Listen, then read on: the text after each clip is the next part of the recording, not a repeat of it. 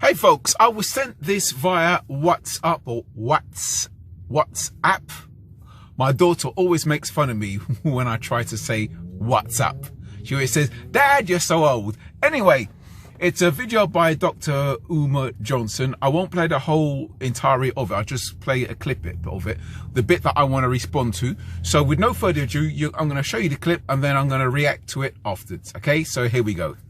Whether you're dealing with UK, whether you're dealing with Black America, okay? So globally, yeah. Globally, it's no different. Canada, it's no different. So do you think that Afro descendants are really aware of their African roots? I think that we are aware of the roots, but we are in denial of the roots. Okay? This is why black women spend billions of dollars on perm, weave, blonde hair, green eyes, blue eyes. This is why educated black men, I don't care if they live in Paris, I don't care if they're in Austria, Holland, UK, Canada, US, or South Africa. Educated black men marry outside of their race more than the men of any other race put together because you hate yourself. And the reason why we do this is we actually think we can convince white people if we act white enough to accept us, because we don't understand white supremacy and we don't understand eugenics. Eugenics is the science of exterminating the African DNA. It don't matter if you're light skinned with green eyes, you still African. It don't matter if you're blue, black, purple with nappy hair, you still African. It don't matter if you in Paris speaking French or the US speaking English. At the end of the day, you carry the gene of Africa. And that gene of Africa is the most powerful DNA on earth. We are the only people who can reproduce ourselves in every other group. I can make a baby with a Chinese woman, it's an African baby. I can make a baby with a French woman, it's an African baby. An Arab, an East Indian, a Native American, it's an African baby. You understand? The white man cannot reproduce himself in any other woman but one who looks like him, because he's genetically recessive. I'm genetically dominant, and that's why he must eliminate me. Because in the natural order of things, if I do absolutely nothing, we can literally predict the date where he will no longer exist. So he has to make a decision. He either has to get rid of me first before nature gets rid of him. So speaking about this, what is your feeling about interracial marriage? I don't support it. Why? I have nothing against white women or Chinese women or Arab women or East Indian women, but the black man belongs with the black woman. The first institution that has to be built is the black family. If you don't save that, you save nothing else. If you don't build that, you build nothing else. A white woman can understand my struggle. A Chinese woman can understand my struggle. And what black men fail to recognize, even when you marry white or Arab or Chinese or East Indian or Latino, that woman is still loyal to her race. So it doesn't matter if she had your baby. It doesn't matter if y'all got married. It doesn't matter if y'all sleeping with each other. At the end of the day, her loyalty is not to her husband. It is to her community. Okay, now before I give my reaction, warning, if you're the sort of person that confuses hearing the truth as a bash, I'm afraid that's your problem. That's something you need to deal with. I can't help you with that. You need to seek help elsewhere.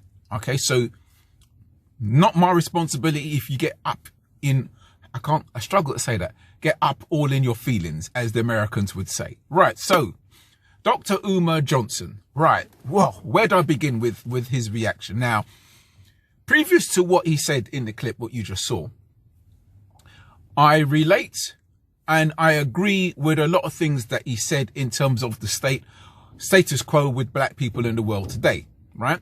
So on piece of paper, it all adds up and it all makes sense. And I totally get it.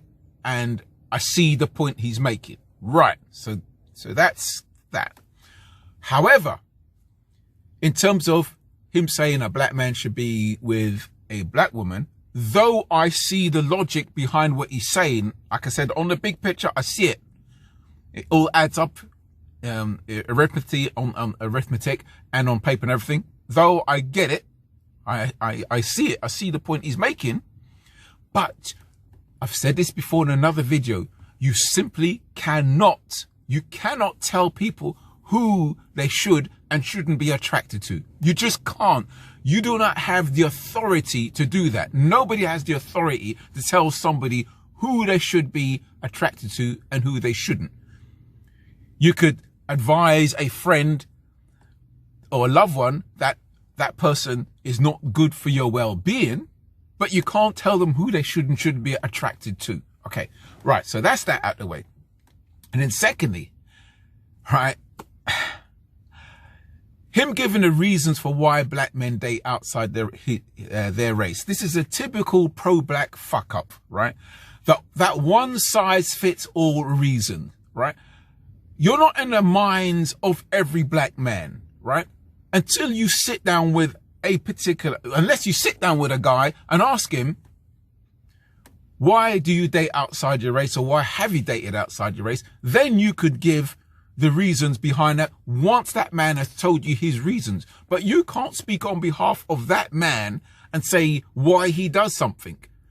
You could say, well, the impression you have is A, B, and C based on their actions, but you can't say this is why they do this unless they tell you that is what they do. So this is where you lose a lot of respect. And coming to the word respect, in my audiobook, I feature Dr. Umar Johnson in my audiobook in a previous interview he had. And he said that people who date outside his race, black men who date, don't have his respect. Now, my response to that is, well, the value of his respect to me is as valuable as dog shit on the pavement, down the road, or just a few feet in front of me, right? I wish no ill on the man. I don't want any harm to come to him. I'm sure if I met him over a meal, we'd probably get on. But I don't give a shit about his respect, excuse the pun. Anyway, so that's that. The mistake I find a lot of pro-blacks like him make is, right, right, let's talk about the UK, because I'm born and raised in the UK, so that's what I know. I don't know what it's like to live in America. I don't know what it's like to date in America, even though I've had intimate dealings in America with two black women over there. However, I can speak for over here. Now, sadly, right, the impression that a lot of black men have over here with black women is the following. They don't see a black woman as, let's put it another way. Let's put it another way. So I'll come and rambling. If you were to ask a lot of black men, do you see a black woman in general, or black women in general, as a woman that is warm and welcoming? The answer would be no in a lot of cases, right? That's not how they know black women. That's not the way, that's not the impression they have been given from a lot of black women by their actions. They don't know them as women that is warm and welcoming. It's shit. It's unfortunate, but that's the impression they have been given via their experience in terms of approaching them, or the vibes they get off them, right? Okay. Now, again, which I've mentioned in another video, that here in the UK, black women are outnumbered by white women in particular, and other women, other non-black women. So from a lot of black men's point of view, right, the chances of being eyed up and smiled at is more likely going to come from a woman outside of his race. The chances of being approached or flirted with from a woman, chances are it's going to come from outside of his race, be it on the dance floor, be it at a bar, be it online, right?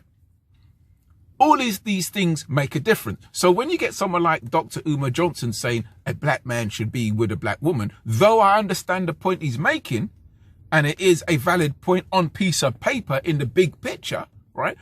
But from the black guy's point of view, especially here in the UK, they'd be like, well, why would I need to do that? Because you got to look at it from their point of view.